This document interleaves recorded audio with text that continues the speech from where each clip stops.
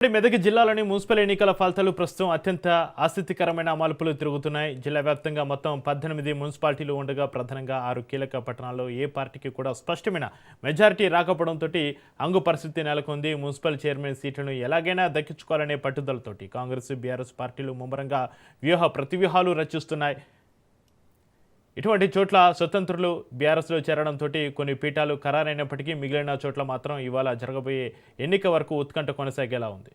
ఈ రాజకీయ చదరంగంలో బీజేపీ ఊహించని విధంగా కింగ్ మేకర్గా అవతరించింది. ముఖ్యంగా నర్సాపూర్, జిన్నారం మున్సిపాలిటీలో బీజేపీ మద్దతు లేనిదే ఆ పార్టీ కూడా పీఠాన్ని దక్కించుకోలేని పరిస్థితి ఉంది. నర్సాపూర్లో కాంగ్రెస్కు 6, బీఆర్ఎస్కు 5, బీజేపీకి 4 సీట్లు వచ్చాయి. జిన్నారంలో కూడా ఇదే పరిస్థితి నెలకొనడంతో ఇక్కడ చైర్మన్ పీఠం దక్కాలంటే బీజేపీ కౌన్సిలర్ల మద్దతు తీసుకోవడం కాంగ్రెస్ లేదా బీఆర్ఎస్ పార్టీలకు తప్పనిసరిగా మారింది. దీంతో కమలం పార్టీ ఇప్పుడు నిర్ణయాత్మక శక్తిగా మారి 2 పార్టీలకు షాక్ ఇస్తోంది.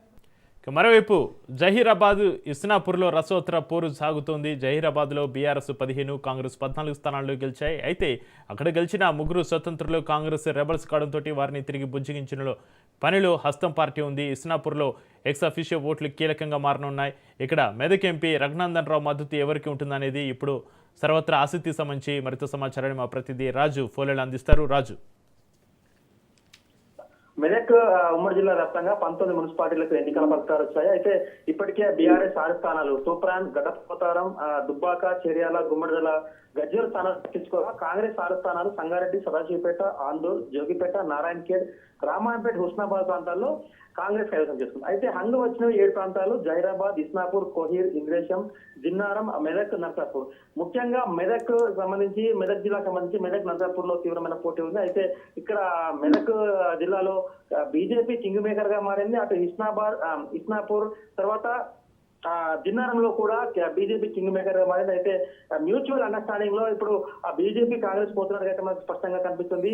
అటు ఇస్నాపూర్ సంబంధించి ఇస్నాపూర్ మెదక్ కాంగ్రెస్ కు వదిలిపెడితే జిన్నారం, నర్సాపూర్ బీజేపీ గెలిచే అవకాశం ఉంది. ఈ విధంగా ముందు పోతున్నట్టుగా మనకు స్పష్టంగా కనిపిస్తోంది. ఇస్నాపూర్ సంబంధించి మ్యాజిక్ ఫిగర్ కు 14 సీట్లు కావాలి. అయితే కాంగ్రెస్ 10, బీజేపీ స్వతంత్రులు 4, బీఆర్ఎస్ 12 గెలిచింది. అయితే బీఆర్ఎస్ అద్భుత పార్టీగా అవతరించినప్పటికీ అక్కడ నీలం మధు భార్య గెలిచిన కారణంగా కాంగ్రెస్ ఎట్టి పరిస్థితులు దక్కించుకునే ఆలోచనతో ఇస్నాపూర్ లో రఘునందన్ రావు స్థానిక ఎంపీగా ఉన్నారు. వారు అక్కడ ఎక్స్ అఫీషియల్ ఓటు నమోదు చేస్తున్నారు. కాబట్టి మనకు రాజకీయ సమీకరణాలు స్పష్టంగా కనిపిస్తున్నాయి.